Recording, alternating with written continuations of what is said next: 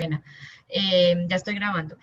No se hizo un proceso de lavado así súper fuerte en cuanto a la centrifugación, ¿sí? Esa parte es donde ahí quedamos cortos, pues porque no teníamos una centrífuga, pero sí podíamos hacer el ejercicio como para poder observar ADN y entender por lo menos los pasos generales de la extracción de ácidos nucleicos. Entonces, bueno, esas diferencias que ustedes plantean allí son muy válidas, están muy bien. No sé si alguien quiera, Raiza, no sé, por acá tendrá la mano toda levantada, bueno, ya la bajo. No sé si alguien quiera complementar en cuanto a esas diferencias que observaron para esos protocolos. Ahí me interesa mucho que podamos salir podamos contar esas diferencias que vimos en cuanto al protocolo que ustedes esquematizaron del fenol y este de las fresas. Una de las cosas pues que no se utilizaron solventes orgánicos y eso qué repercusiones tuvo a la hora de hacer la extracción, qué notaron.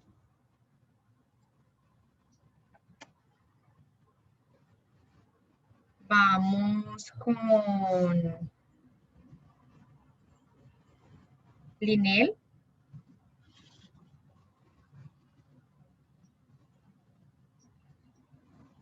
Linel no creo que esté. Qué pena, es que no la escucho bien. Bueno. Linel, la pregunta es, ¿qué otras diferencias lograste encontrar en este proceso de diferenciación, pues en los procesos de extracción, el de fenolcloroformo y este de salting out?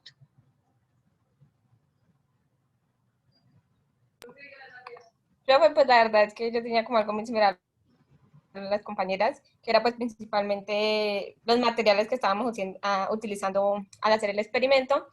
Y pues también que estábamos leyendo como que tenían, ¿cómo se dice? Como máquinas o otras cosas que hacían que el resultado fuera como más, que se viera como más profesional y que fuera como más... ¿Sí se me está escuchando? Eso me parece que tengo la conexión mala. Sí, te estoy escuchando, te estoy escuchando. Entonces sí era como eso, sobre todo el resultado, porque pues también encontré por ahí que de pronto el resultado que uno obtenía no era 100% solo el ADN, sino que también podían haber más moléculas en el resultado final que teníamos. Súper bien. A diferencia pues del que se puede obtener en un laboratorio. Listo, Linel, muy bien, muchísimas gracias. Voy con Juan Pablo Tapia. No, profe, decir que la principal diferencia entre los dos métodos es el equipamiento, o sea, tanto los químicos que estamos utilizando, porque pues aquí estamos como utilizando sal, allá tenemos que utilizar pues fenol para hacer ciertas cosas, esa es como la principal diferencia. Aparte, en el otro método es más como especializado, por así decirlo, o sea, como más preciso, porque poseemos de las cicladoras, pues, tenemos todo ese proceso de hacer la limpieza, de coger cada muestrica, irla como separando poco a poco.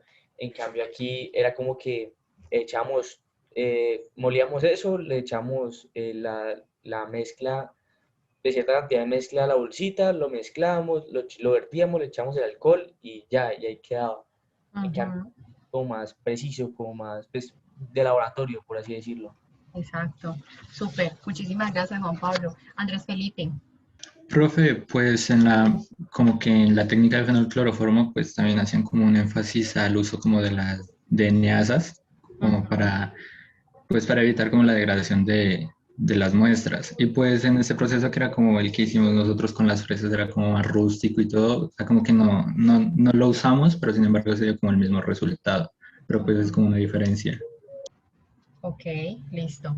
Bien, Lisette. Gisette, Juliana. Sí, profe. Profe, pues lo que yo digo que la mayor diferencia es que pues sí, los equipos no se centrifugó, tampoco hubo un lavado y además también en algunas partes del cloroformo necesitaba congelamiento y en ese pues no se hizo. Y además pues al no tener también las ADNasas, bueno, las inhibidores de esto, pues hace que la calidad y la cantidad del ADN pues sea más bajo que pues utilizando la otra técnica más, como por decirlo así, más equipada, más de alto nivel. Ok, bien, listo, voy a aclarar entonces aparte. Raiza. Profe, pues no sé, también encontré que para la extracción del ADN por la técnica de fenolcloroformo se debía dejar reposar y pues en el caso de este experimento no se hizo ese tipo de reposo, que en el otro es bastante largo, es de toda una noche, entonces. Sí, da claro esa parte también. Listo, Raiza, gracias. Oscar. Profe, pues lo que, perdón, lo que yo había visto como en la diferencia de la técnica de fenolcloroformo y esto que se está, pues esto del salting out de la fresa, es que pues a pesar de que en las dos se podían ver dos fases separadas una de la otra, en la de fenolcloroformo, en la fase acuosa estaba disuelto el ADN y y no se veía así precipitado justo después de agregarle como estos componentes orgánicos, estos disolventes orgánicos.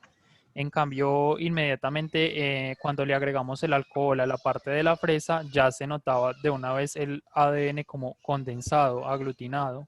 Ujú. Exacto, esas diferencias de fases que se presentaron allí. Entonces, bueno, voy a hacer una claridad importante en este punto. Me parece que es importante lo que ustedes están mencionando, sí, las diferentes como compuestos que utilizamos, son diferentes los compuestos que se utilizaron para hacer para hacer el protocolo anterior que ustedes diagramaron. Ese es un protocolo que utiliza solventes orgánicos para desproteinizar la muestra. En este caso, para el proceso de ELISIS o de extracción de las células de la fresa, la extracción de ADN de fresas, aquí no se hace uso de fenolcloroformo, sino que se hace uso de soluciones salinas. Y esas soluciones salinas lo que hacen es desproteinizar. Si bien, y aquí hay una parte importante, el protocolo casero que hicimos pues no utilizamos centrífuga y ustedes lo notan, ustedes dicen, bueno, es que aquí es menos, como menos laboratorio o menos tipificado, digámoslo así, pero es porque pues estamos trabajando en un protocolo pedagógico, ¿sí? Para que ustedes sepan cómo es el proceso de extracción de manera general y obtengan ADN. Pero lógicamente estas metodologías de salting out, como se conoce este tipo de protocolo, son metodologías que también se utilizan en el laboratorio y también van a tener centrifugaciones. Entonces, digamos que ahorita no las estamos viendo porque pues lo hicimos en la casa, no lo hicimos en un laboratorio y no tenemos estas herramientas que necesitaríamos en un laboratorio. Pero las grandes diferencias en cuanto al proceso, en cuanto, digamos, al proceso biológico y químico, que es como lo que necesito como que tengamos ahí muy presente, es primero, es primero ese uso de compuestos que ustedes me están indicando, que claramente es diferente ese paso de desproteinización. Segundo, lo que mencionaba ya también Oscar, que está relacionados con la formación de unas fases que se van a generar a partir de ese fenolcloroformo, que a partir de esa fase acuosa yo puedo continuar con el proceso de precipitación. En este caso, las fases se forman ya al final cuando yo ya estoy precipitando literalmente. Entonces no logro ver esa fase de proteínas y de fase orgánica en la parte inferior, que es lo que normalmente debería encontrar cuando uso un fenolcloroformo. Entonces, ese es otro punto. Y otro punto también es lo que mencionaba Raiza ahorita con relación a el tiempo de precipitación. Y aquí hay que tener en cuenta que el tiempo de precipitación, que en los protocolos que ustedes estaban que organizaron la semana pasada, la clase pasada, esos protocolos la precipitación la dejaban a menos 20 grados por menos 20 grados por 24 horas en isopropanol o en etanol. Cuando uno hace eso es para uno aumentar la cantidad de ADN que estoy precipitando o aumentar la cantidad de ADN que voy a extraer. Eso ayuda muchísimo a disminuir o a precipitar mayor cantidad de ácidos nucleicos, sobre todo ADN. Entonces, en este caso nosotros no lo hicimos porque es que la fresa tiene un montón de ADN. Pero si ustedes dejaran esa muestra ahí por más tiempo y la meten a la nevera, muy probablemente van a ver más ADN salir y pues quedar resuspendido en el etanol. Entonces, esa parte es importante, es una observación interesante allí para tener en cuenta. En ese sentido, entonces ya podemos tener claro que hay dos protocolos diferentes que estábamos trabajando y que hay unas características pues fundamentales o muy puntuales para ese protocolo de extracción. Quiero entonces continuar, no sé si tengan dudas hasta ahí, si vamos claros hasta el momento. Sí, señora. Vamos Listo. bien, profe. Listo. Entonces, vamos entonces por acá. Voy a entrar a Menti nuevamente.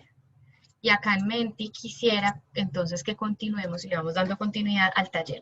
Vamos a ir respondiendo pregunta a pregunta y ahorita yo al final hago el cierre ya del tema.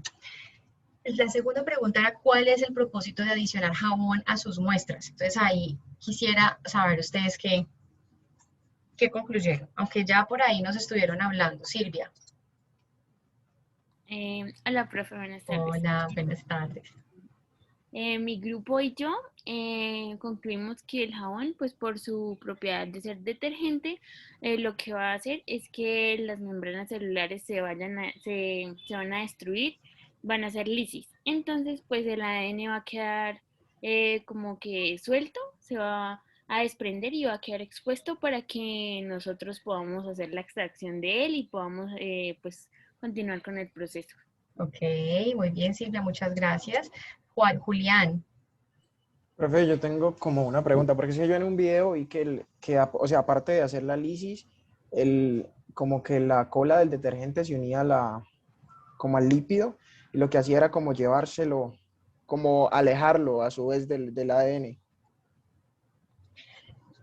Empecemos porque el ADN no va a estar metido en el lípido, ¿sí? Acuérdate que aquí lo que estamos en una primera fase de la extracción, donde precisamente lo que estamos haciendo es rompiendo membrana plasmática. Plasmática, todavía ni siquiera hemos llegado a membrana nuclear. Bien, entonces una vez se rompe la membrana plasmática, pues lógicamente luego se rompe membrana nuclear. Y a partir de ahí, pues ya se libera como el ADN que está en el núcleo. Entonces, aquí lo importante es entender que los detergentes van siempre a tener una relación de similaridad con los ácidos nucleicos, o con los lípidos más bien, que están en la membrana y van a interactuar para poder liberarlos, pues disolver, disgregar esa membrana plasmática y empezar a liberar como el contenido celular allí. ¿Sí es claro? Sí, profe. Listo. Señora. Por acá Laura nos está hablando de que la estructura de los lípidos es similar a la del detergente. La voy a compartir aquí en grupo para todos. Me parece que es importante que ella comparte.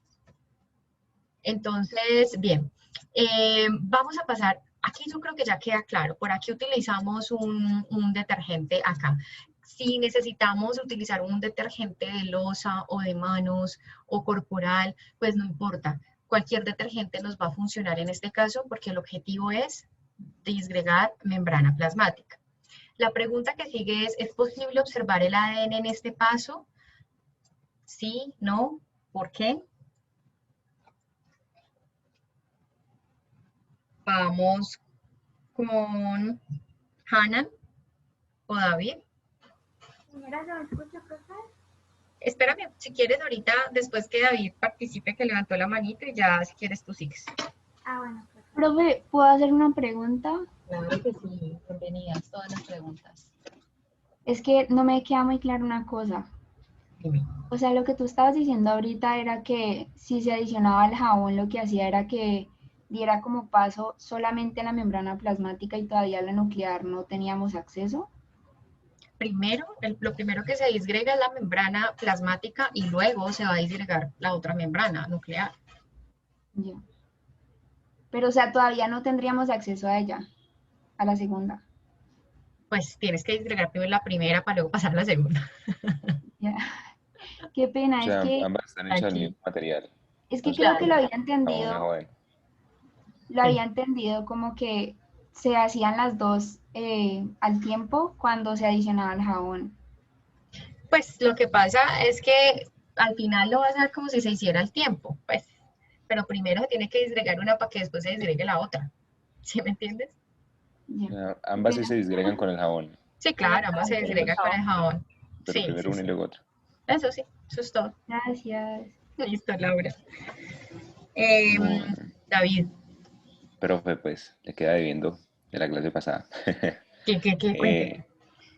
Bueno, el ADN en ese paso después de la edición del jabón, yo digo que no, que aún no estaría listo para verse.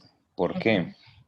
Primero, pues el ADN es una sustancia polar, por decirlo así, entonces es muy hidrofílica. Y pues al ser una sustancia hidrofílica, pues está disuelta todavía en la solución acuosa que tenemos hecha. Entonces no se podría ver aún con claridad, tendría que precipitarse primero o condensarse en algún punto. Y segundo, pues todavía el ADN está compactado, pues está empaquetado en su máxima expresión, en cromosomas, porque todavía no se han destruido las proteínas como tal que están acompañándolo. Entonces creo que por esos dos factores pues no se podría Bueno, ver. vamos a hablar algo ahí. Estoy de acuerdo contigo hasta cierto punto, porque acuérdate que ahí, acuérdate que los cromosomas solamente los vamos a ver en metafase. Acuérdate que cuando hablamos de cromosomas es un nivel de compactación altísimo, es un nivel de condensación de la cromatina, el mayor nivel de condensación de la cromatina. Ahí estaríamos viendo la célula en un estado de condensación mínimo, el nucleosoma. ¿Listo? Ah, ok, En la célula, listo. no el ADN. ¿Listo? Ok, listo, Listo. entendido. Pero el resto está bien. Valeria. Pues, profe, iba a decir algo similar a lo que dijo David, pues nosotros también pensamos que en ese paso no se podría observar el ADN, porque a pesar de que ya están los materiales como de la célula, digamos, ahí sueltos en la bolsa pues que teníamos, pues el ADN va a estar mezclado como con muchas otras moléculas y pues esto va como que imposibilitar que se separe ahí como en una misma mezcla pues, que tenemos como más o menos homogénea. Pues ya que no se ha hecho el precipitado, pues más o menos lo que dijo David. Ajá, está muy bien, exactamente. O sea, en esta fase todavía no vamos a ver ADN. Entonces vamos a la otra parte. ¿Cuál es la función del jugo de piña en la mezcla, Emanuel? ¿Se me escucha ahí, profe? ¿Cómo? ¿Se me escucha? Perfecto, se te escucha. Bueno, entonces lo que mi grupo encontró fue que la piña, en este caso, tiene una proteína llamada bromelina, cuya acción es proteolítica. O sea que se va a encargar de, por ejemplo, romper a las histonas, en este caso, dejando ya libre el ADN.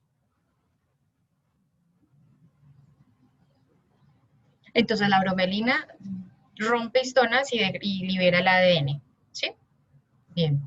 Sí, Raiza, súper. Raiza.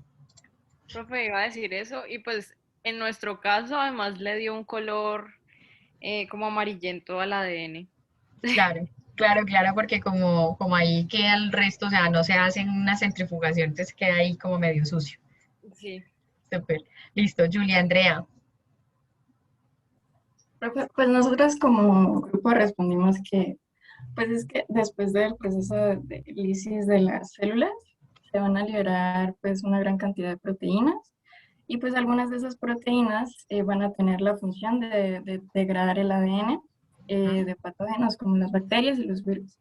Entonces, si estas no se detienen estas proteínas conocidas como nucleasas, entonces el ADN pues será degradado. Entonces, como ya lo dijeron, el zumo de piña pues contiene proteasas que lo que van a hacer es degradar esas proteínas pues para que el ADN no esté afectado. No esté afectado, o sea, ahí se están degradando histonas y degradando diferentes proteínas que tengamos dentro del medio. Eso es como, esa es la realidad. ¿Qué sucedería entonces con base en esa lógica si reemplazamos el jugo de piña? Santiago. Hola, profe. Pues yo encontré de que otros compuestos que podrían funcionar, que tendrían la misma función, o sea, de enzima proteolítica, podría ser la proteinasa K, que es la que se usa normalmente a nivel experimental, o sea, a nivel de laboratorio se utiliza formalmente la proteinasa K, o si queremos buscar otro compuesto parecido así, tipo de casa, sería, encontré que el jugo de papaya podría servir igual, porque este contiene papaína, que tendría una función proteolítica igual. Exacto, sí, exacto, Santiago, muy bien. Yo me salté esta pregunta y les estaba preguntando por otra cosa, pero sí, exactamente, aquí podemos hablar de otros compuestos. La proteinasa K es efectivamente la que se utiliza a nivel de biología molecular y la papaína es otra, digamos, va a producir otra proteinasa, o es la papaína, es otro tipo de proteinasa que viene de la papaya y que nos puede ayudar también en ese caso, pero obviamente si nosotros estamos hablando de diagnóstico o estamos hablando de de casos clínicos, pues, o sea, hacer diagnóstico clínico, pues obviamente nos toca sí o sí utilizar proteínas acá. ¿Listo? José Darío, ¿te arrepentiste? Raiza, Profe, yo tengo una pregunta. dale. ¿También se podría utilizar SDS? O en ese caso sería muy fuerte. El SDS, de hecho, el SDS es el detergente que uno utiliza generalmente para la primera fase. Ok. Ujú. Esos son los que... ¿Cómo? Es que tenía otra pregunta. Que si la sal que se adicionó anteriormente con el detergente podría, digamos, también cumplir esta función. ¿La sal para desproteinizar o para qué? Sí, profe. Pues es que encontré algo eso, pero pues no estoy segura. ¿Qué encontraste? Pues que normalmente para disgregar el tejido y como que homogenizarlo se usaban buffers como con contenido de sal o pues el detergente o las proteínas ASCA. Entonces pues supuse que la sal que se le adicionó pues podría tener esa función. Pues mira, en el caso de la piña sí, de hecho, una de las formas de hacer desproteinización en este caso es con sal, con altas concentraciones de sal. Como les decía ahorita, para hacer, cuando se trabajó con fenolcloroformo, quien se encarga de hacer la desproteinización fuerte es el fenol, ese compuesto, son esos fenoles y el cloroformo que están haciendo ese proceso, y el alcohol isofamílico, que están haciendo ese proceso de desproteinización. Pero en este caso, para la sal, para el protocolo que estamos trabajando nosotros acá, es directamente esos buffers, esas mezclas de esa sal, buffer no, sino esa cantidad de sal que ustedes adicionaron para poder hacer la precipitación. Entonces sí, es muy de acuerdo contigo y tienes claro el concepto y está muy bien. Raiza. No, profe, se me quedó levantada, lo siento. Ah, bueno, listo, listo. Ok, entonces queda claro este punto. Recuerden, si no queda claro alguna cosa, recuerden que me pueden preguntar por acá por comentarios, es anónimo y podemos seguir participando. Raiza, ¿volviste a levantar la mano? Estoy bajando y ya. Es que yo te la bajé, Listo. Vamos a pasar. ¿Con qué otro compuesto podríamos reemplazar? Listo. Ahora sí, lo que les estaba preguntando ahorita. Si omitimos este paso, o sea, la adición de jugo de piña, ¿qué resultados obtenemos al final? Siguiendo la lógica que hemos venido trabajando en cuanto a la función del jugo de piña en este caso. ¿Qué podríamos obtener al final si no ponemos esto? Marcela, Juliana Marcela. Bueno, profe, si no agregamos el jugo de piña, entonces, pues como lo dijo ya mi compañera Raiza en una intervención anterior, el ADN ya no tendría un color blanco, sino un color como amarillento. Además, también, o sea, como un punto más importante que este, sería que como la bromelaína que contiene la piña, el jugo de piña, hace que se separen las histonas, entonces, en este caso, si no lo agregamos, el ADN aún tendría esas histonas y ya no sería tan puro. Y entonces, pues también se complicaría un poco más su estudio. Ok, muy bien. José Darío. Sí, profe, ya lo resumió bastante bien. Lo de las histonas, que pureza ya no va a ser la misma si omitimos el paso del jugo de piña. Y pues también podemos decir que también esa función proteolítica va a complementar de que el ADN siga mezclado entre tantas cosas y al final la extracción no va a ser la misma que si se añade ese jugo de piña, profe. Ok, ven, una pregunta para todos. En cuanto a ustedes dicen que pues estaría contaminado de alguna manera el ADN pues digamos que la eficiencia de la extracción no sería muy buena, pero sería ¿por qué? ¿Porque hay contaminación con la piña o por qué? Ya me perdí. No, profe, yo creo que es al revés. Por no tener la piña es que dejamos de tener el ADN tan puro. ¿Por qué? Exactamente, o sea, por la estamos presencia buscando de la las pureza. enzimas. Eso, listo, por la presencia de las proteínas. ¿Sí? Listo, muy bien, estamos de acuerdo. Lo que pasa es que hasta ahora yo ya estoy como medio loquita. Pero entonces, sí, bien, tienen toda la razón. Entonces, si no tenemos, si no adicionamos el jugo de piña, pues básicamente va a pasar lo que ustedes están diciendo. Podemos obtener la misma cantidad de ADN, pero puede estar empaquetado con proteínas y entonces no va a tener la misma pureza que esperaríamos en ese caso. Muy bien, entonces teniendo en cuenta la fórmula de la sal, ¿por qué es útil a la hora de purificar el ADN esta sal, este compuesto, Juan Pablo? Espérate, Juan, démosle aquí la oportunidad a Lidia y Paola, porfa.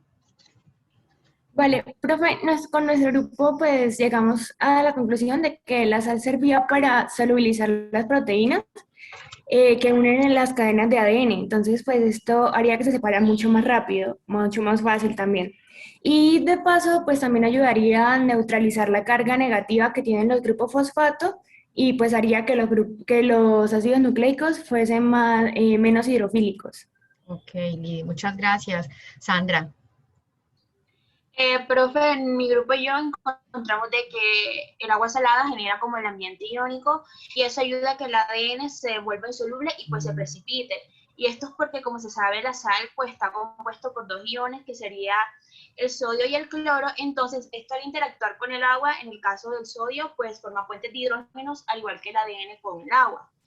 Entonces, al momento de agregar el alcohol, él de cierta manera como que empuja esos puentes de hidrógenos y hace de que el ion de sodio quede libre y pues se una con el fosfato del ADN. Y eso es lo que hace que se neutralice. Y también otra cosa que encontramos es de que la sal también ayuda, al igual que la piña, como a liberar esas proteínas que en este caso serían las histonas. Entonces esto hace de que pues se obtenga un ADN mucho más puro, ya que disminuye la solubilidad y hace que se precipite, obviamente. También lo que hace es que esas proteínas como que se coagulen, no sé, y pues también debilita las interacciones hidrofóbicas entre estas mismas, por lo que también se coagulan. Bueno, pues no hablemos de coagulación, sino de agrupamiento más bien. Sí, eso. Listo, Juan. Muchas gracias, Sandra. Pues yo había leído y escuchado en algún video que la sal iba a interactuar con las proteínas y yo le iba a preguntar a usted, o sea, como que el factor de la sal era coger esas proteínas y agruparlas para separarlas así del ADN y evitar como o sea, como que se mezclen. Eso lo había visto en el link que nos había enviado con el laboratorio ese, que le echan sal en un punto precisamente para poder separar las proteínas del ADN. Sí. Yo te quería preguntar si no era posible que pasara eso con las histonas. O sea, como si la sal también tuviera como un papel en afectar las histonas para liberar el ADN, ¿o no? Claro, ahí es un papel conjunto, eso es una mezcla de apoyos, digamos, que hay ahí, pero por un lado la proteínasa acá va a degradar la histona, pero ahí pueden quedar restos de histonas y ya lo que se termina de disgregar son el resto de proteínas que hay allí. Entonces, por un lado va a haber una degradación de las proteínas, una precipitación o un agrupamiento de las proteínas para poderlas sacar y separar del ADN. Por el otro va a haber una neutralización, como nos lo comentaba Sandra ahorita, del ADN gracias a la interacción con los iones de sodio. Y ahí entonces habría como una forma de poder de poder separar ese ADN de todo ese contenido celular. ¿Bien? Entonces sí es algo que va a haber un trabajo conjunto allí de los diferentes elementos que estamos poniendo en la reacción. Listo, profe, gracias. Listo, pues David, Santiago. Profe, pues yo tengo una pregunta respecto también a esta pregunta, pero es un poquito más como bioquímica, aunque pues ya como nos estamos viendo bioquímica. Si la sal, bueno, el agua es apolar, y en las soluciones donde estamos parados es apolar. ¿El agua es apolar? Sí, ¿no? ¿Por qué? ¿El agua es polar? Sí. Claro. ¿Y la sal? ¿La sal también es polar? Ah, pues madre, no, Claro. no he dicho nada. ¿Por qué? No, sí lo has dicho, espérate, porque eso hay que aclararlo. ¿Por qué crees que es apolar el agua? Pues es que busqué las electronegatividades del hidrógeno y del oxígeno, ¿no? Pues me dio 3 y algo y 2 y algo. Sí, pero entonces cuando tú ya lo tienes en el agua, acuérdate cuando hablábamos de que el agua era una molécula bastante polarizada porque tenía el átomo electronegativo, que es el oxígeno, y el hidrógeno, los dos hidrógenos, y eso les da una carga parcial positiva y una carga parcial negativa. ¿Sí te acuerdas? Y que por eso, Sí, entonces, señora. ¿sí te acuerdas? Entonces, la molécula de agua es polar. Y cuando hablamos de la sal, pues acuérdate que el sodio es un ion y el cloro es otro ion. Un anión y un catión. Anión el cloro y catión, catión el sodio y anión Sodio. el cloro. Ujú. Entonces, ahí hay una interacción iónica. ¿Sí ves? Ya, así es. Entonces, lo que hice fue confundir el término covalente iónico. Listo. Pero ahí ya te queda Ese fue claro y el de pronto detalle. la duda Sí, que sí. tenías también. Sí, Profe, claro, ahora sí ya está. Súper, me encanta. ¿recuerdas? Es que el agua tenía una palabrita con la que se podía describir, pero no me acuerdo, que empezaba con A. Anfótera. Eso, anfótera, listo, gracias. Listo. Bueno, entonces, súper. Vamos entonces a pasar, ya esta pregunta 7 queda clara. Recuerden, si hay dudas, por favor, por acá por los comentarios o como lo venimos haciendo, para que vayamos avanzando bien. O sea, bien es que ustedes vayan superando dudas, ¿listo? Y vayan entendiendo y que todo les vaya quedando claro. Eso es avanzar bien en este momento para mí. Jennifer, cuéntanos. Listo, está 8, la pregunta 8, súper. Describan las funciones del alcohol en la mezcla. Jennifer. Bueno, profe, pues básicamente ya lo habían dicho, pues el alcohol ayuda como a aislar el ADN, haciendo así que pues no se mezcle como con otros componentes y con otras enzimas que puedan afectar. Y pues es básicamente porque el ADN es soluble en agua, entonces al agregarle alcohol hace que se visibilice más. Muy bien. Gracias, Jennifer. Laura. Laura ya. Renata. Profe, y pues agregar, pues lo que yo entendí fue que cuando uno añade el alcohol, eso empieza a interaccionar con el agua y pues hace que ya pues deje esa interacción que hay con el ADN y con los iones Na de la sal. Y esos mismos iones Na se unen a los iones fosfatos del ADN y por eso es que, bueno, los neutralizan y por eso es que vemos el ADN que sube como filamentos blancos. Exacto. Muy bien. ¿A qué te refieres, Julián, con la densidad? No sé si vi tarde la pregunta allí en el chat. Profe, no, es respecto a esto, sino que es por la diferenciación de las capas del alcohol y de la otra solución que había. Si es más pesada la solución de la, no sé cómo se llamaba, La como la mezcla fruta de machacada. sales, digamos, es más denso, sí, pero aquí Laura nos lo está como comentando. El alcohol es menos denso que el agua del extracto y por eso flota sobre la capa del extracto.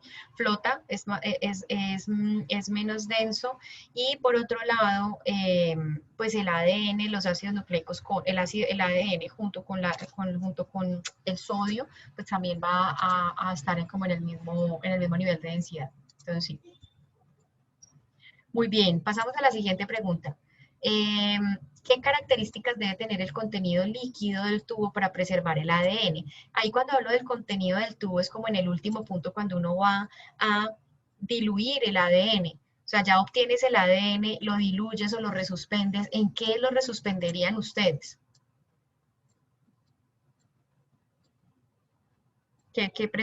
¿Cómo respondieron esa pregunta?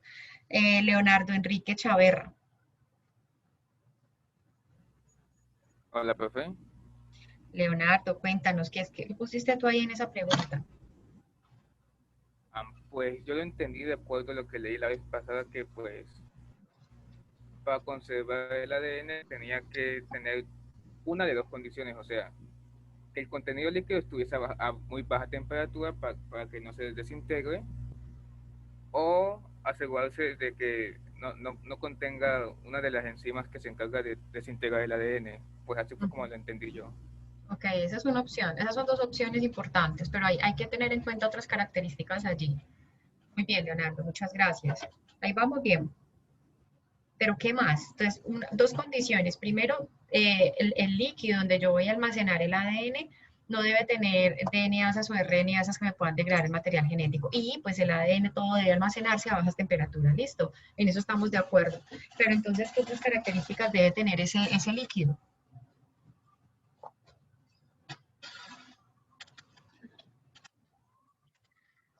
Profe, ¿puedo intervenir? Claro que sí.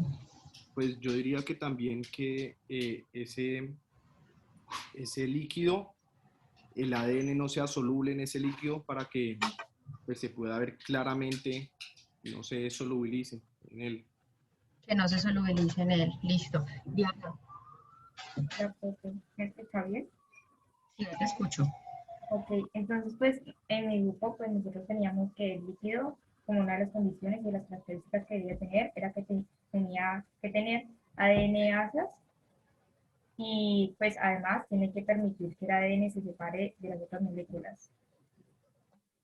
Pero ahí estamos hablando ya digamos, yo tengo el material genético, ya tengo extraído el ADN y yo lo tengo que resuspender con algo, lo voy a diluir en algo para poder tener agüita y poder trabajar luego, tomar eso para luego ponerlo en un gel de electroforesis. O sea que primero lo tengo que tener resuspendido, ¿bien? Y ahí me refiero sobre todo a lo que mencionaba Lucas ahorita.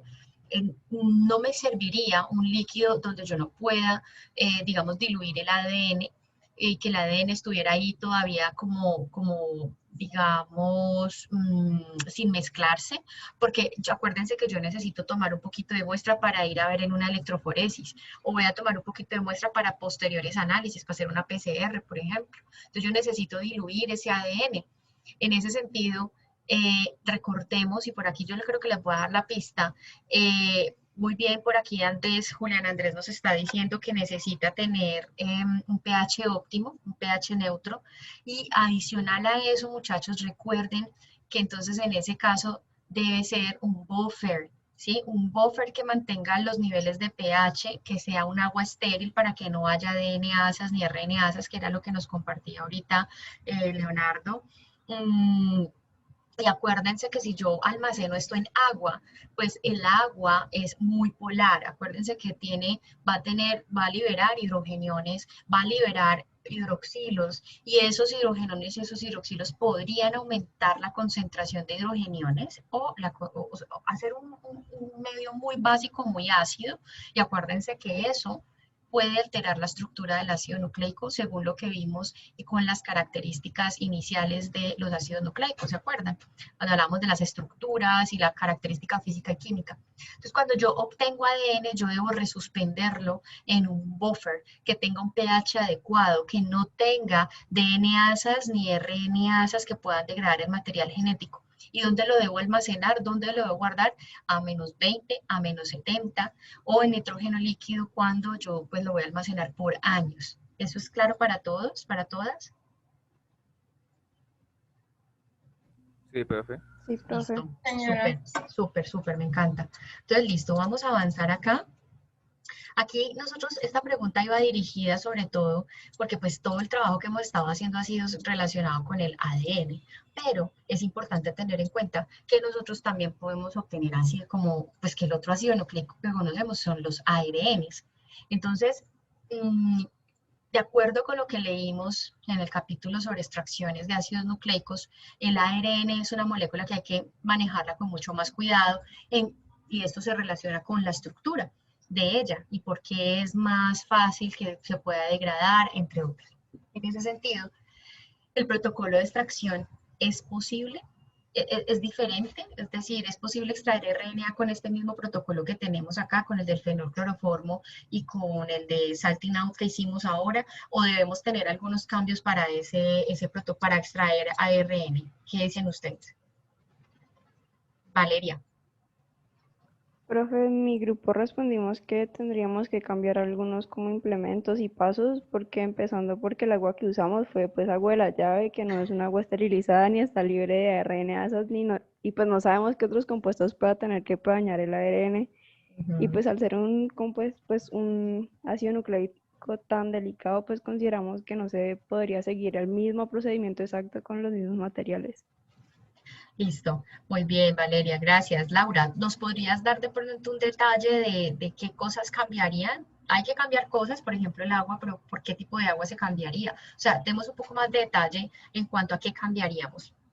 Dale, Laura. Profe, pues en la lectura nos mencionaba el DPC, que es el agua dietil pirocarbonato, y nos daban una concentración al 0.1%, ya que este inactivaba las ARNasas tanto exógenas y pues así se evitan como las modificaciones covalentes. Y ya lo que dijo mi compañera, tener como más cuidado a la hora de tratar con el ARN por lo, sí, por lo delicado que es.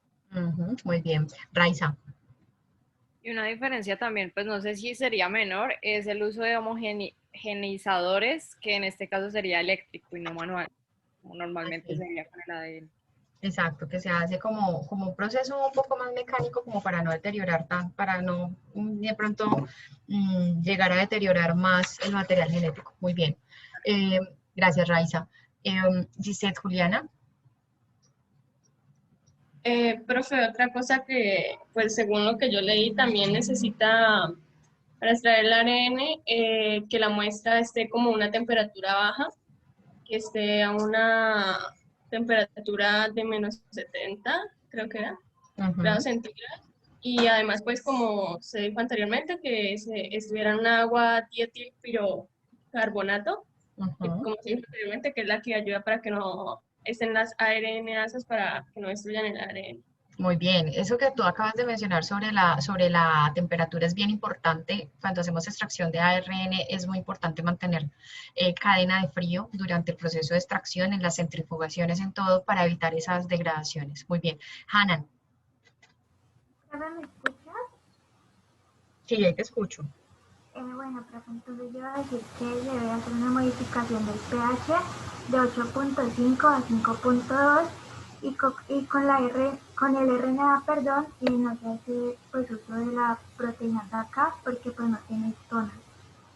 Exactamente, eso es, uy, qué punto tan importante el que estás tocando ahí, muy, muy buen punto. Aquí en este caso no necesitamos proteínas acá en ningún momento, a no ser pues de pronto que necesitamos romper una membrana, una cápside, por ejemplo, algo así, pero no para liberar histonas, muy bien.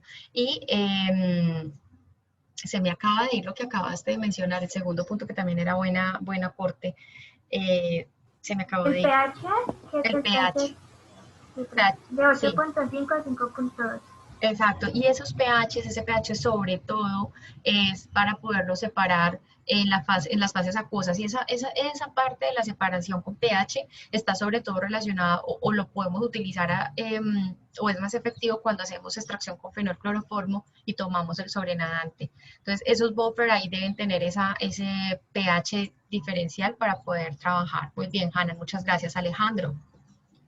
Profe, es que a mí me quedó una duda. Digamos, cuando ponían las reglas para cómo hacer la extracción, hacían como mucho énfasis en no batir, no mezclar muy duro porque se puede dañar. Eso es como si, digamos, en vez de usar en un laboratorio un homogenizador manual para el ADN, se utilizaba, no sé, un sonicador o uno eléctrico y dañaba la muestra.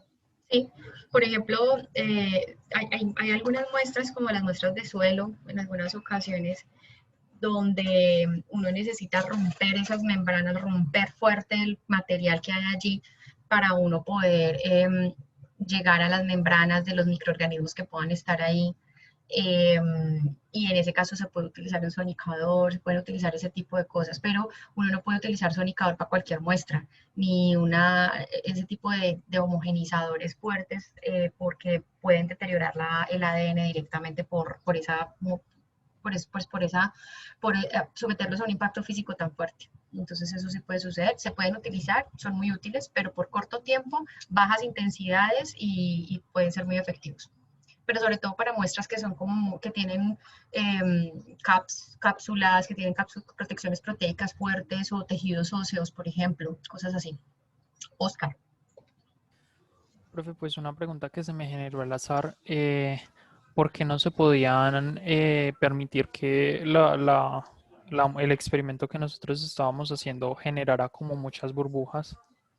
Pues porque se te vuelve inmanejable, porque después de que, pues como es jabón, es detergente, si se te llena eso de burbujas, pues no vas a poderlo ni siquiera pipetear. O sea, es más por manipulación. Ok, profe. Es por eso. Listo. Vamos a avanzar entonces. Entonces aquí me dicen, bueno, aunque esto yo ya se los he contado, ya se los dije. ¿Cuál fue el método de extracción utilizado? Salting out, ¿sí? O por buffer salinos, ¿sí? Ese es el método que utilizaron ustedes para hacer la extracción por fresas. Vamos a mirar entonces acá, ya estamos terminando el taller. Aquí en esta parte es con base en su lectura, indique qué tipo de electroforesis ustedes realizarían para ese ácido nucleico. ¿Qué tipo de electroforesis sería útil para ustedes visualizar ese ADN? Me gustaría escuchar por acá Miguel Ángel Agudelo.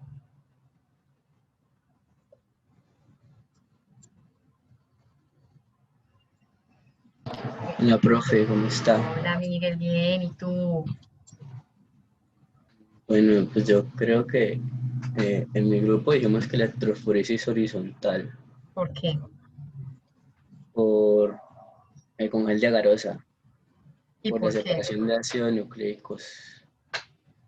Ajá, pero ¿por qué? ¿Por qué sería ese el ideal? No, profe, no sabría decirle con Bueno, exactitud. listo, perfecto, lo vamos a saber aquí, no te preocupes. Sí sería ese gel que tú dices, el de electroforesis horizontal, pero ya vamos a indagar el por qué y vamos a saber por qué sería ese. José. José. Profe, ¿me escucha bien? Sí, señor, fuerte y claro. Listo, como lo decía Miguel, pues sí se utiliza la electroforesis con el gel de agarosa en una concentración aproximada de 0.5 a 2, y pues esto es porque la carga eléctrica de la molécula de ADN le otorga a los grupos fosfato de carga negativa, y esto es igual al doble que tiene la molécula de ADN. Entonces no cambia la movilidad de la electroforesis y dependerá únicamente de la longitud que tendrá ese ADN, profe. Y pues se verá representado en las bandas que da como resultado. Sí, estoy de acuerdo, pero ahí lo que me estás diciendo, eso me explica el por qué yo voy a poder hacer una electroforesis, ya sea con agarosa o con poliacrilamida.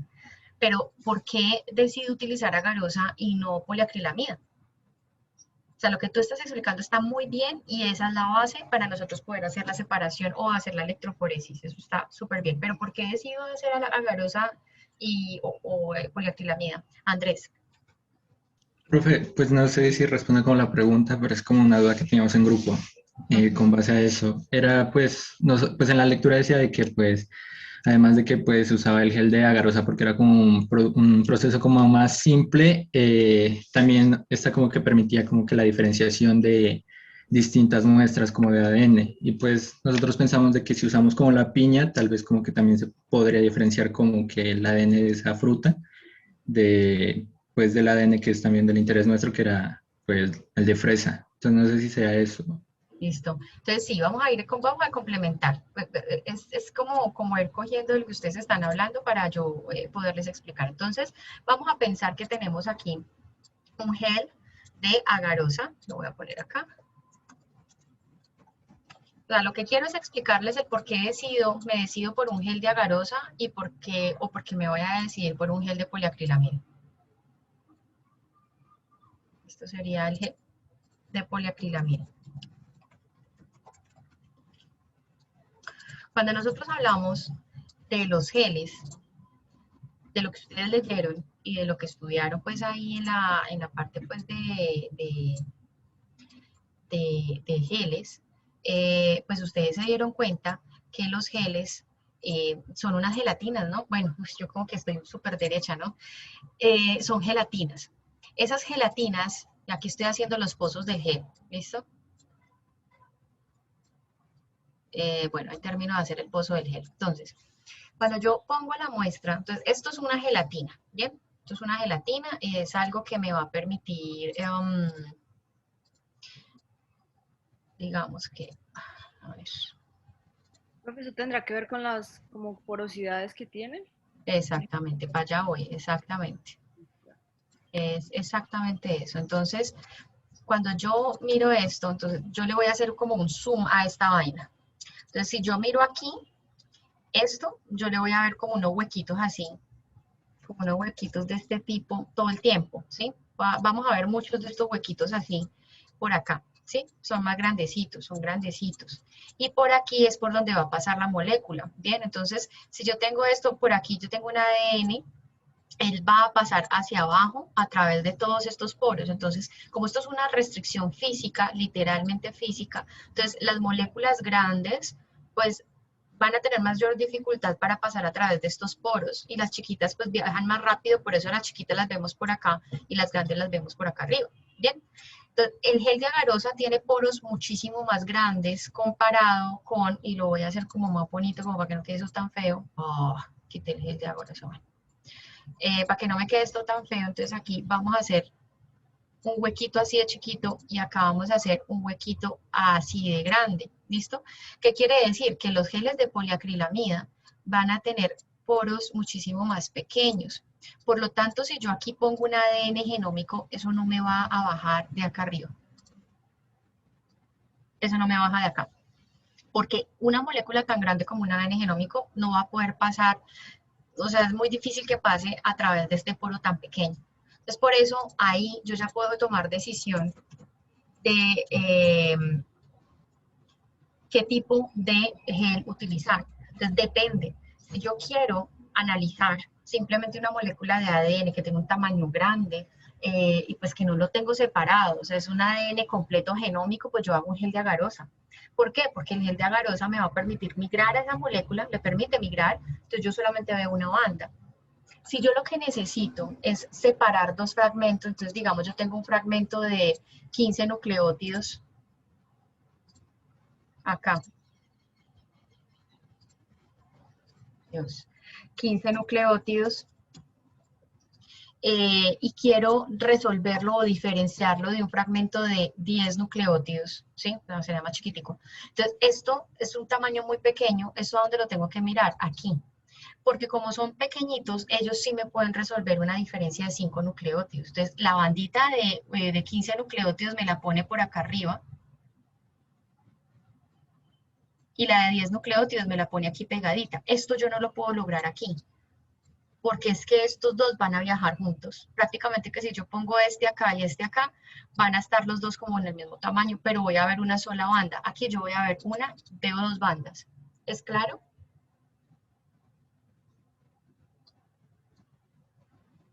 Chicos, ¿es claro o hay dudas? Si hay duda, por favor, me marcan por acá. Recuerden, no necesito pues que digan el nombre, pero sí escríbanme por acá. No entendí, repita. Oscar, gracias, Raiza.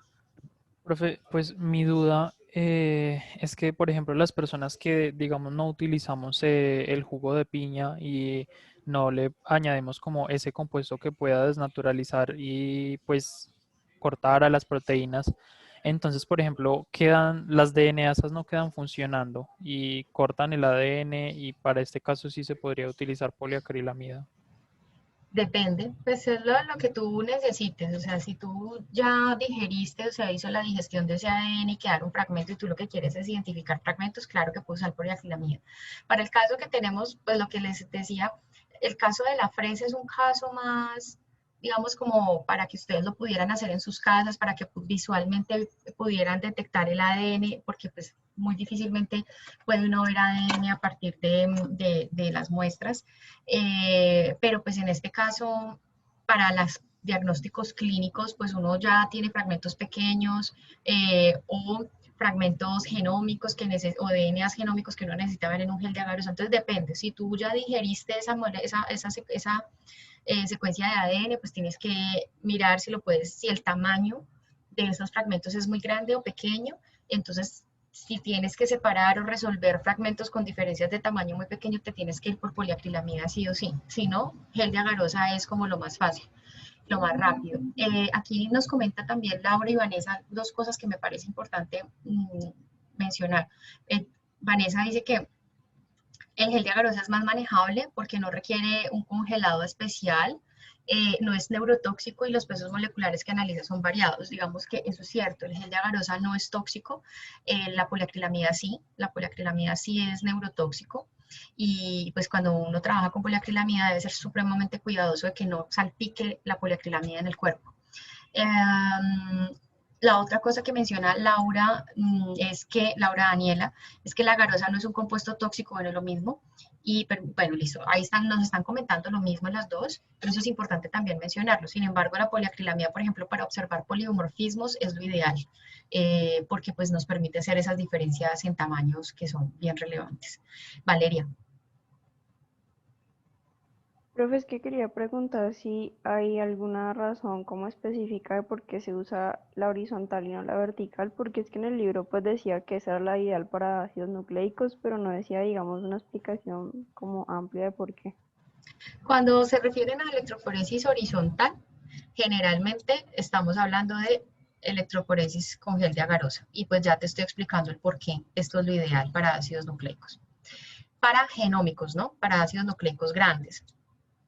Cuando hablamos de la vertical, es este tipo de gel, el de la poliacrilamida. Y generalmente aquí podemos hacer electroforesis tanto de proteínas como también de ácidos nucleicos, pero de menor tamaño. ¿Listo? ¿Es claro, Valeria? Sí, profe, gracias. Sí, Listo. o sea, cambia como el gel que se usa. Claro, sí, depende de lo que queramos. Depende de lo que estemos observando. Listo. Entonces, este dibujito ustedes lo estaban viendo, ¿cierto? Sí, profe. Sí, señora. Listo, listo. Bueno, borro todo esto y ya continuamos entonces por acá. Listo. Vamos a pasar entonces el diagrama de flujo para hacer un gel y correr el gel.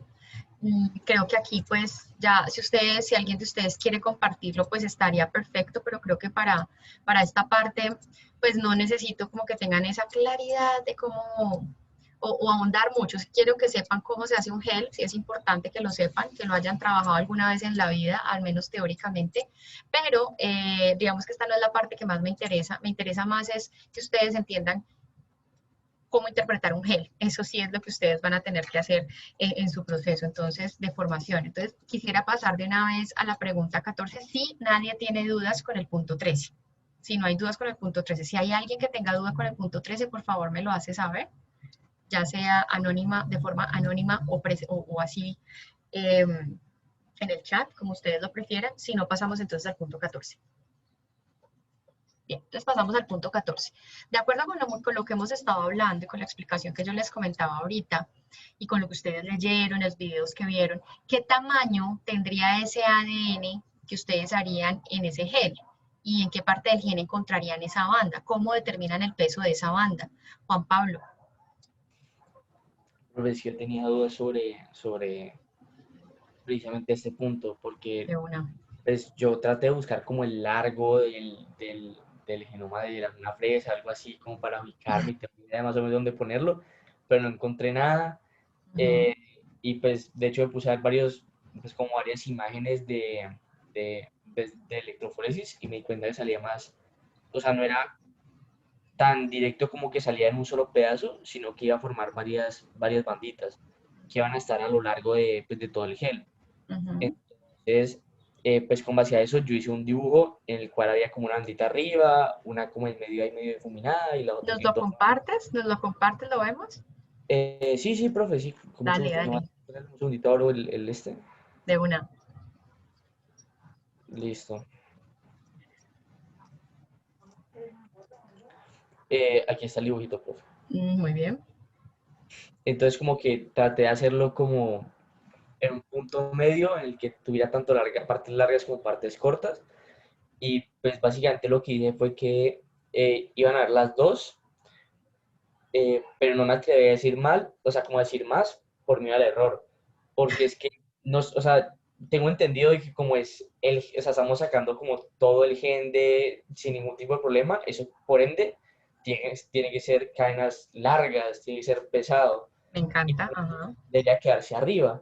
Exacto. Pero, pues muchas otras personas me dijeron que no, que debía irse para abajo. Y pues en cierta forma, de pronto por el método que no fue, o sea, como un método de laboratorio, así como tan bien hecho, tan bien cuadrado, pues sí existe la posibilidad de que hayan pequeñas cadenas cortas. Entonces, en teoría debería poderse ver como un espectro así, como con un poquito de todo, pero no estoy seguro, profe, la verdad le quería preguntar a usted, ¿dónde piensa usted que debería verse exactamente? Porque pues no sabía cómo ubicarme yo.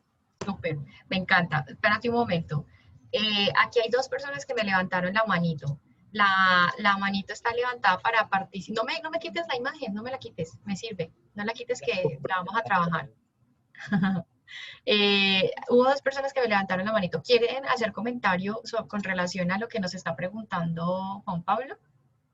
Raiza, Juan. Tenía la misma duda porque inclusive con él lo hablamos. Para mí la cantidad no quiere decir como, no impacta directamente el largo del ADN y por eso también tenía esa dualidad. Ok, muy bien. Porque tiene que estar más cerca. Bueno, me encanta esa. ¿Cómo? Que porque debía estar más cerca al polo negativo si, digamos, uno puede tener mucha cantidad del material, pero que sea corto. No sé, como que lo pensé que se podría. Listo, muy bien. Dame un momento que aquí como que no me está dejando, ya no me va a dejar anotar y necesito anotar. Espérate un momentico, yo miro a ver cómo es que saco esto. No sé por qué ya no me deja anotar.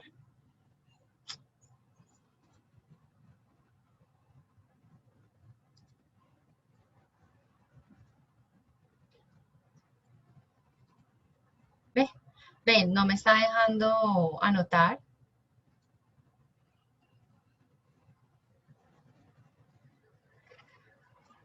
Necesito anotar para poderles decir cómo hacerlo acá. Juan, deja de compartir y vuelve a compartirlo, porfa. Qué pena, profe. Ya. Ya le di permiso. Dale. Ya. Aquí ya me dijo que ya me dio permiso por aquí. Y entonces yo puedo rayar, pero es que no me está dando la opción marchar. No, profe, es que ahí no dice para rayar, sino para utilizar el mouse. No. Dile donde dice anotar. ¿Dónde está? Es que esa es la que no veo. No me la está dejando ver, me la ocultó. Más raro, porque normalmente en opciones me lo dejaba ver, ya no. Espérate, a ver, yo me salgo de acá, dale un momentico. Un de ahí donde aparece como más, que aparece como una flechita chiquitica. Sí, es que ahí le di. Debería aparecer anotar. No me está dejando. Pero no aparece. No me deja. Deja de compartir y vuelve a compartir a ver qué fue lo que pasó. Porque no me está dejando, más raro. ¿Ya la deja, profe? Claro, ahora sí deja, listo. Bien, entonces fíjense en esto. Cuando estamos hablando de ADN genómico, pues como su nombre lo indica, es todo el genoma, ¿no? O sea, estoy sacando todo lo que hay ahí. O sea, estoy con ustedes, estoy de acuerdo con ustedes en cuanto a que debe ser muy largo. Pueden haber fragmentos, ¿sí? Que se deterioró, sí, pero lo que nosotros vamos a percibir es una banda grande. Entonces, como estamos hablando de tamaños, yo quisiera primero, antes de continuar, para ustedes, ¿qué es este patrón de marcador de peso molecular? Pues eso es como, por así decirlo, profe, la guía. Uno como científico, uno coloca, pues uno tiende a colocar como un patrón en el cual uno ya tira ciertas proteínas con ciertos tamaños y ciertas medidas. Entonces, te da un patrón o ladder, como dice ahí en el libro, eso es lo que te permite a ti decir como, bueno, esto pesa tanto, o sea, te dice como tiene ese largo, este está aquí en este. Muy bien. Entonces, en este caso, si nosotros miramos acá, esta sería la banda del patrón por eso un marcador de peso molecular, me está diciendo, esta es la banda más pequeña que usted puede llegar a tener acá, digamos que sea de 50 nucleótidos y por acá esta que sea de 1000 kbs, ¿bien? O 10 kbs. En ese sentido, este es el marcador de peso molecular y esto es lo que me va a decir cuál es el tamaño de mi banda en términos de nucleótidos. Yo esperaría que esa banda, ese ADN genómico esté por acá arriba, que esté súper encaramado, porque es un ADN largo, es un ADN que no va a migrar mucho hacia abajo. Muy bien. El otro punto, ¿por qué está tan pegado aquí al negativo y no avanzó hacia el positivo? Pues precisamente, si estamos haciendo un gel de agarosa, si yo le aplico voltaje a esto, la dirección de corrida, ¿cuál es la dirección de corrida? ¿De a dónde va? Para la molécula de ADN. ¿Cuál es la dirección? Una pregunta de lo de los marcadores. Espérame un momentico, termino esta idea y ya voy contigo. ¿Cuál sería la dirección de corrida acá? O sea, ¿hacia dónde migra el ADN? Hacia el polo positivo. Hacia el polo positivo. Va a irse para el polo positivo. ¿Por qué? Porque acuérdense que el ADN tiene carga negativa, entonces migra hacia acá. Por aquí ya no está, listo. Pero como él tiene un tamaño tan alto, o sea, es un genoma completo, entonces él muy difícilmente va a pasar por el poro de la agarosa. Entonces él va a migrar un poquito, pero se queda ahí. Si usted quiere que migre más, él le migra más, pero déjelo más tiempo. déjelo todo un día a una temperatura ahí suavecita, como para que no se caliente el gel, y él va a migrar. Pero como no, lo único que queremos es ver si está o no la banda ya, eso simplemente lo dejo en un ratico y lo puede visualizar fácilmente. ¿Es claro? Entonces la banda la encontraríamos acá arriba porque es un ADN genómico de un peso molecular grande, estamos hablando de todo un genoma de una planta, lo vamos a encontrar acá arriba. Pero si nosotros estamos viendo, por ejemplo, fragmentos de ADN, sí veríamos patrones de bandas como esto que nos estaba mostrando ahorita Juan.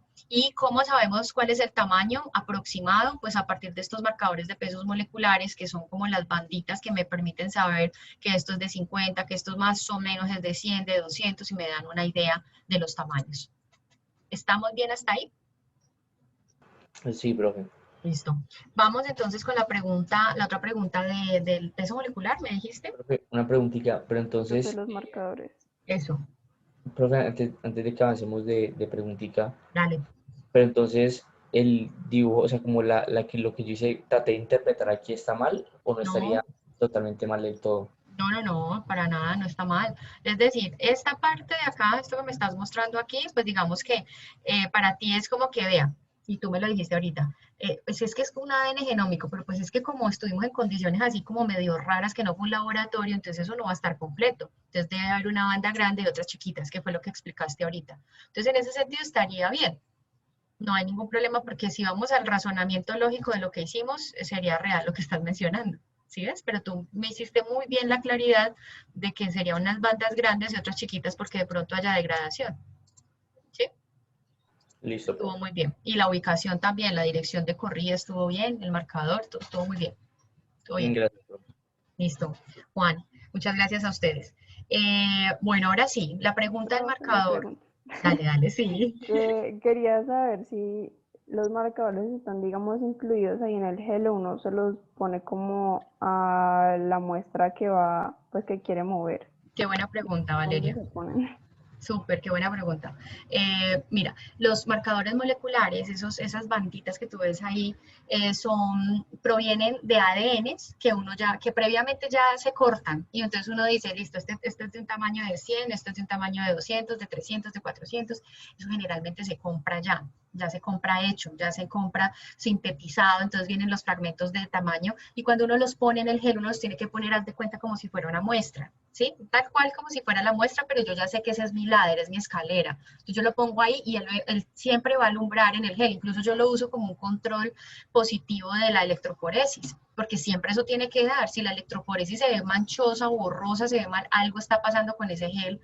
Y entonces si no veo mis muestras y tampoco veo el marcador de peso molecular, pues es el gel, ¿sí? El gel está mal hecho, se corrió mal, algo pasa en la técnica.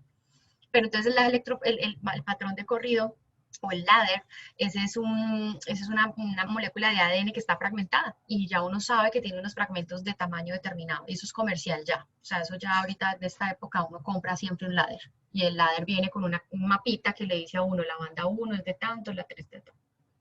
¿Listo? Listo, profe, o sea que se incluye como en los huequitos en los que se mete la muestra. Exactamente, tal cual. O sea, esto que ustedes están viendo acá, muchachos, y que vemos en biología molecular como muy teórico, en la vida real ya está muy facilitado por la parte comercial porque ya tenemos ayuda para todo eso.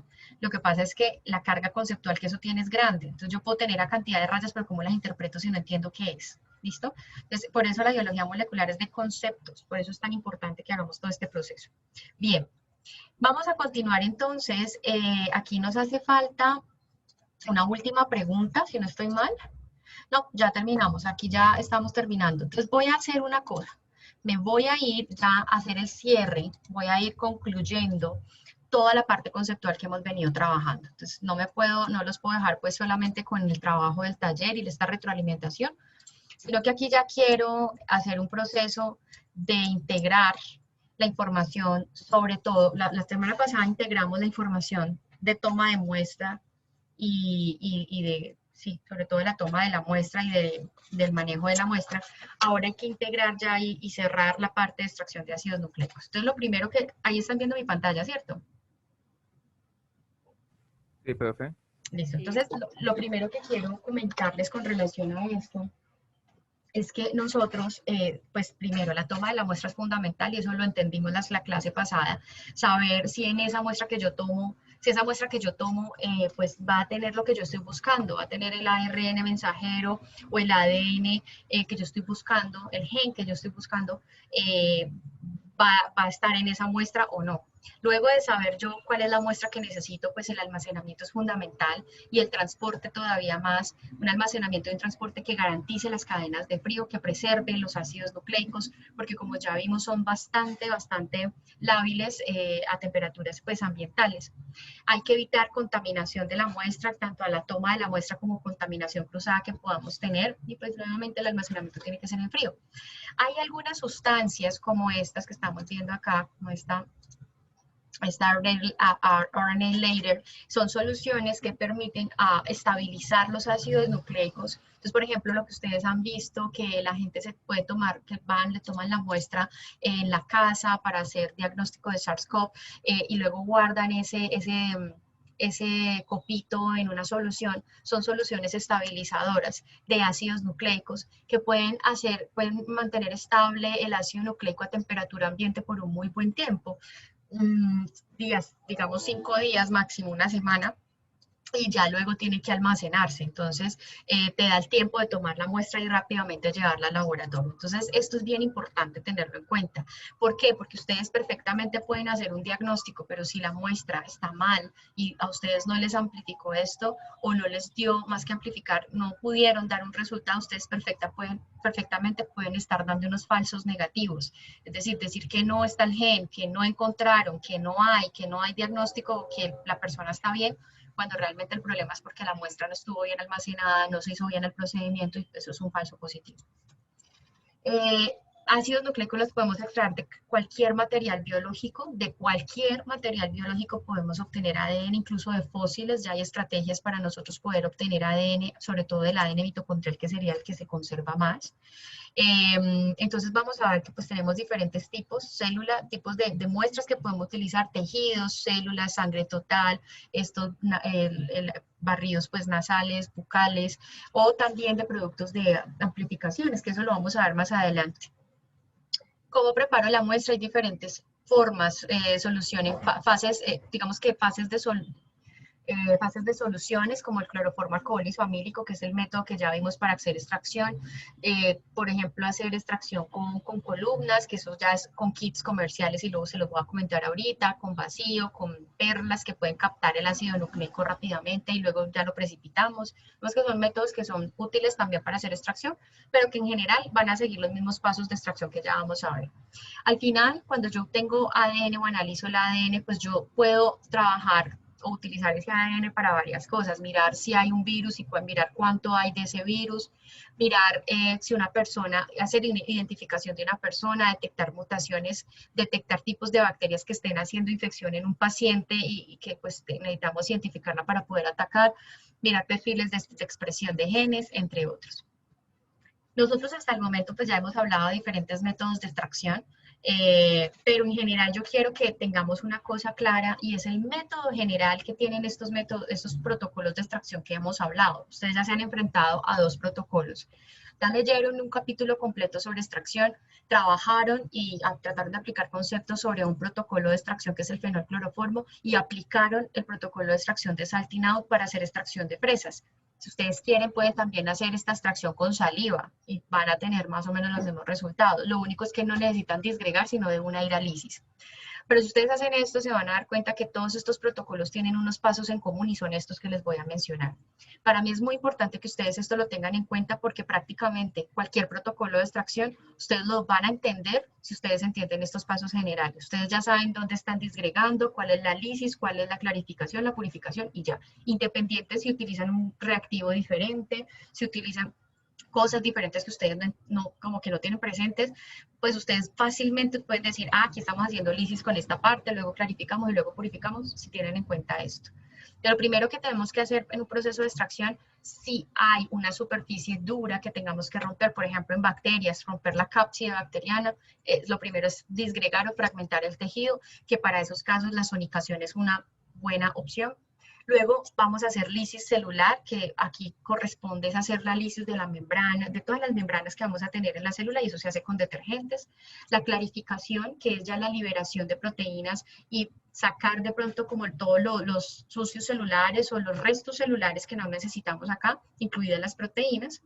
Y luego la purificación, que ya es la precipitación misma del ADN como lo que hemos visto hasta ahora. Entonces, fíjense que esos 4 pasos los vimos claramente en los 2 protocolos que trabajamos. Y esos son los pasos generales de un protocolo de extracción. Todos los protocolos de extracción tienen esos mismos pasos. Cambian reactivos, cambian algunas cosas, pero son los mismos pasos que hay que seguir. Una vez tenemos el ADN, pues necesitamos analizarlo en cuanto a calidad y en cuanto a cantidad, siempre. Entonces, cuando yo tengo un ADN o un ácido nucleico, necesito revisarlo con electroforesis para ver si la calidad es buena, si no se me ha degradado, si está bien. Por otro lado, tengo que saber cuánto tengo de ese ADN, y por otro, la pureza, ¿no? Que también es un análisis cualitativo, que era lo que hablábamos en la clase pasada en cuanto a la presencia de proteínas o compuestos orgánicos que puedan estar allí. Cuando hablamos entonces de estos análisis de pureza, recuerden que podemos trabajar con la espectrofotometría, lo hablamos en las clases anteriores cuando hablábamos de la absorbancia de la muestra, y si hay otros compuestos como proteínas o compuestos orgánicos, pues también van a tener un porcentaje de absorbancia allí. Entonces, con eso nosotros podemos hacer ese tipo de cuantificación. Por otro lado, pues entonces la lisis, habíamos hablado que podemos tener la lisis celular o esa fragmentación inicial, se puede hacer por métodos físicos. Aquí estamos hablando de congelamientos, homogenizadores, podemos hablar aquí de la sonicación, métodos químicos como detergentes, iones, que pueden utilizarse acá. Cuando nosotros hablamos entonces de la purificación, que necesitamos ver que ese ácido nucleico cualitativamente se ve bien, pues hay 2 maneras. Yo tengo que ver primero el gel de calidad, y el gel de calidad, pues como lo vimos ahora, el ADN lo reviso en un gel de agarosa generalmente.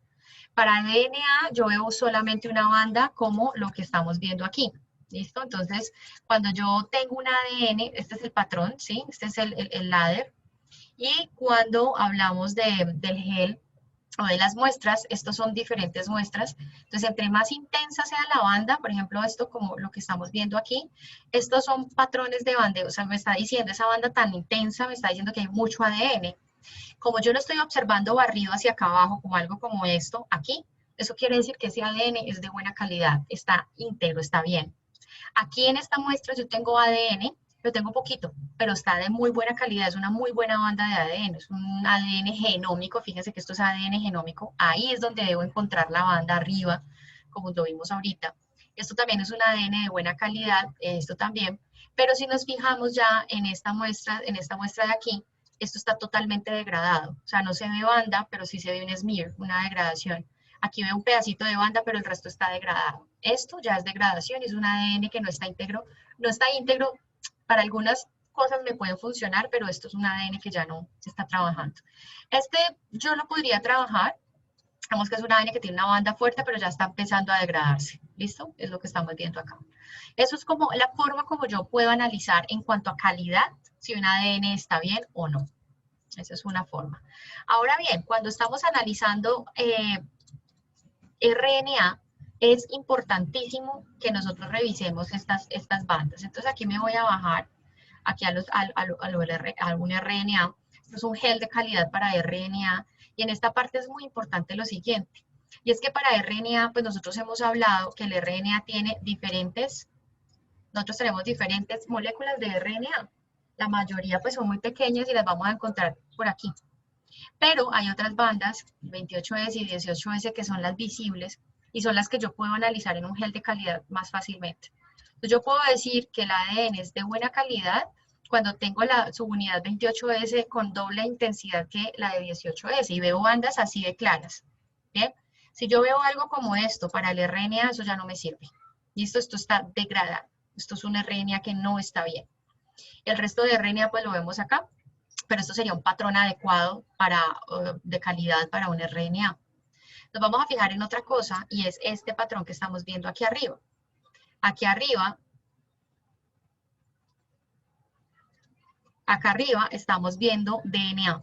Recuerden que si a mí me interesa el RNA, por ejemplo, mensajero, no puedo tener DNA. Ahí no debería tener DNA. Y todas estas muestras tienen DNA. Si se fijan acá, todo esto tiene DNA. Como yo necesito quitar esto, yo le puedo, después de hacer el gel de calidad, si yo veo que esta muestra de ARN tiene ADN, yo puedo mirar qué tanto tiene. Entonces, fíjense que acá, yo les dije ahorita que la intensidad de la banda me dice qué tanto hay. Entonces, esta intensidad me dice que es de 100, este de 50, este de 25 nanogramos. Si yo comparo las muestras que tengo aquí, yo puedo decir, ah, pues, espérate que yo creo que estas muestras, la mayoría, tienen entre 20 para abajo, 20 nanogramos para abajo. Entonces, yo necesito poner una enzima que degrade esto. Entonces, utilizo una DNasa que degrade esta parte y ya me quedaría mi RNA listo y limpio para poder trabajar. ¿Es claro hasta ahí todo lo que les he mencionado? Sí, profe. Listo. El otro punto, entonces, ya es la calidad en cuanto a pureza. Entonces, aquí ya vienen los niveles de absorbancia que habíamos hablado en las clases anteriores. Entonces, las absorbancias a 260, 280, 260, 230, 260, 240, que ustedes pues tenían ahí a disposición para poder trabajar. Bueno, que lo leyeron en el capítulo y entendieron pues también ahí por qué estaban estos patrones. Y digamos que para DNA, estas son los patrones de absorbancia que esperamos en una muestra de buena calidad y estas para las muestras de RNA. Valores menores de eso, pues nos están sugiriendo contaminación con alguno de estos compuestos y esto es lo que normalmente nosotros analizamos en las muestras para poder saber si están bien o están mal. El otro punto, pues, es el almacenamiento, que esto yo creo que ya que nos quedó bastante claro, y son los tiempos en los que nosotros debemos almacenar el material genético, dependiendo de cuándo lo vamos a utilizar o sobre todo el tiempo en el que lo vamos a utilizar. Finalmente, pues como les mencionaba ahorita, ustedes han estado expuestos ya o se han enfrentado a entender diferentes métodos de extracción. Por un lado, la parte teórica con fenolcloroformo, por el otro salting out, que fue lo que hicieron experimentalmente, pero yo también quiero comentarles que tenemos a disposición unos kits que son comerciales y esos kits permiten hacer extracciones de paso a paso muy sencillos, supremamente sencillos, que también pues dan una garantía de tener un ADN de buena cantidad y de buena calidad. Entonces, esta es otra opción que tenemos en los laboratorios, pues son costosos, lógicamente para la biología molecular es bastante costosa, son kits que pueden costar alrededor de 3, 4, 5 millones de pesos y podemos tener presentaciones de estos tamaños, pero pues que son útiles para hacer extracciones de determinada cantidad de muestras, 20, 25 muestras con estos kits que tenemos acá. ¿Listo? Estas son las otras opciones que tenemos. Perfecto. Cuéntenme, dudas, comentarios. Antes de salirme acá de Menti, les voy a pedir el favor que entren a Mentimeter. No les dije que entraran hoy porque pues tampoco tenía mucha como cosas para participar hoy así. Por favor, entren a Menti y entran el código 5845048. Y al final, vamos a ir al final de la presentación, ya lo voy a ubicar aquí, y me van a dejar sus comentarios sobre la clase, sobre la dinámica, sobre lo que me quieran decir. Ustedes saben que yo esto lo leo y que me sirve muchísimo para hacer retroalimentaciones. Algunas cosas, retroalimentaciones no va a ser aporte, pues hacer cambios o implementar cosas en la clase. Algunas cosas las puedo implementar, otras pues no, pero de todas formas me interesa saber sus opiniones. ¿Listo? Cuéntenme entonces. ¿Puedes repetir por favor el código del Menti? Claro, claro. 5845048.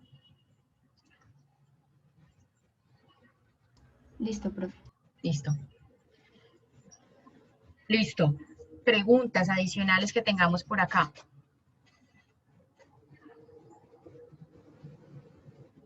Comentarios. Oscar, dale.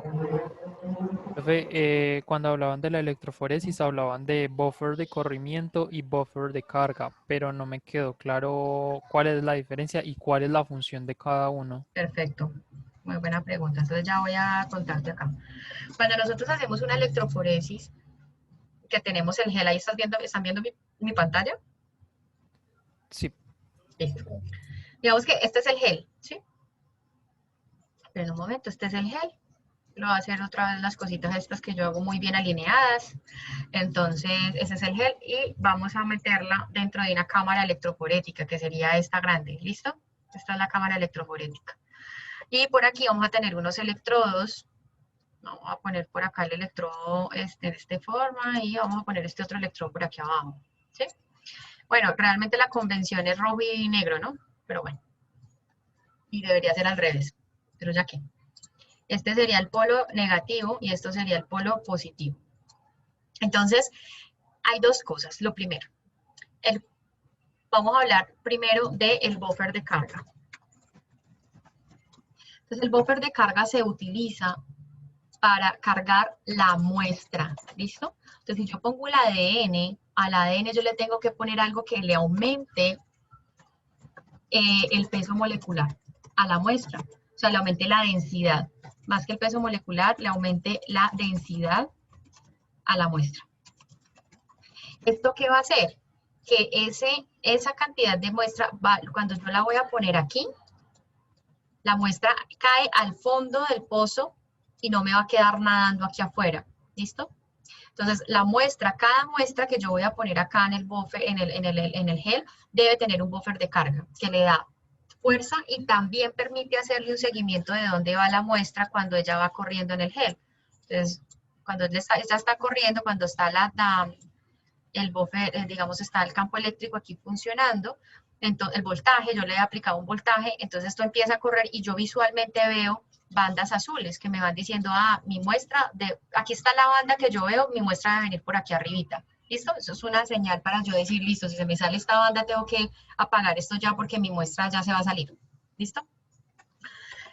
Por otro lado, y eso viene, es bien importante, el buffer de corrido.